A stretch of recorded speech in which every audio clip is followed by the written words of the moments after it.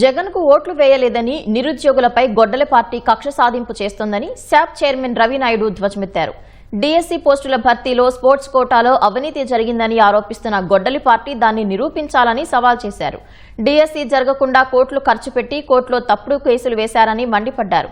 తాజాగా యూనివర్సిటీ పోస్టుల భర్తీని మరో డీఎస్సీని అడ్డుకోవటానికే తప్పుడు ఆరోపణలు చేస్తున్నారని రవినాయుడు స్పష్టం చేశారు. గొడ్డలి పార్టీ ఎన్ని అడ్డంకులు సృష్టించినా ఉద్యోగాల భర్తీ ఆగబోదని తేల్చి చెప్పారు. ఉద్యోగులపై జగన్ అన్ బ్యాచ్ గొడ్డలి పోటుతో కస నరికినట్టుంది. మరి జగన్మోహన్ రెడ్డి గారికి నిరుద్యోగులు ఓట్లు వేయలేదనో 11 సీట్లకు పరిమితం చేశారనో ప్రతిపక్ష హోదా కూడా లేకుండా చేసిన నిరుద్యోగులు యువతకు జీవితాలు కూడా సర్వనాశనం అయిపోవాలని కంకణం కట్టుకున్నట్టు Jaganmohan Reddy and co batch గొడ్డలి పార్టీ వ్యవహరిస్తోంది.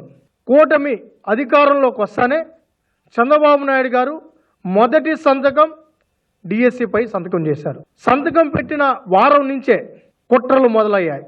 నోటిఫికేషన్ విడుదలైన నాటి నుంచి 240 కేసులు వేయడం జరిగింది.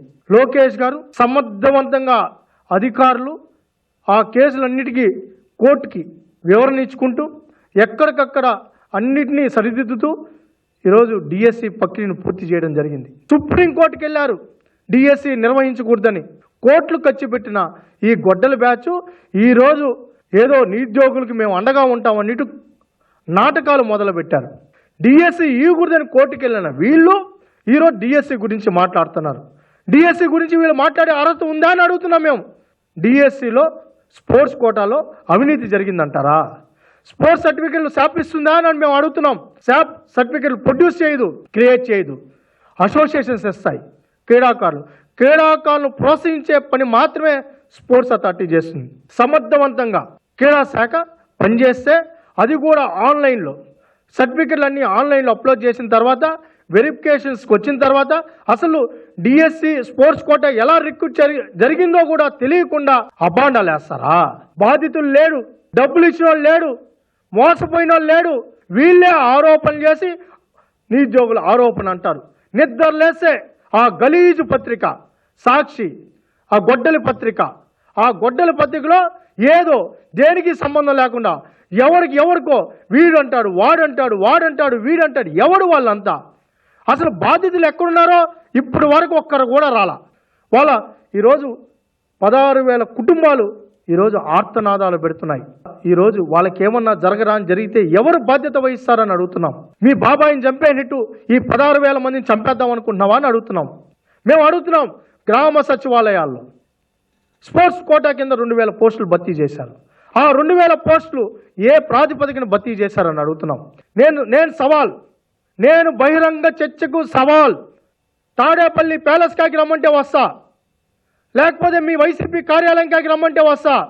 ఎవరు వస్తారో రండి.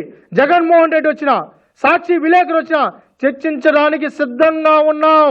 అసలు విషయం ఇది కాదు. అసలు విషయం ఇంకొకటి ఉంది. ఈరోజు యూనివర్సిటీలో 20 సంవత్సరాల తర్వాత లోకేష్ గారు ప్రొఫెసర్ పోస్టుల నియామకానికి శ్రీకారం చుట్టారు.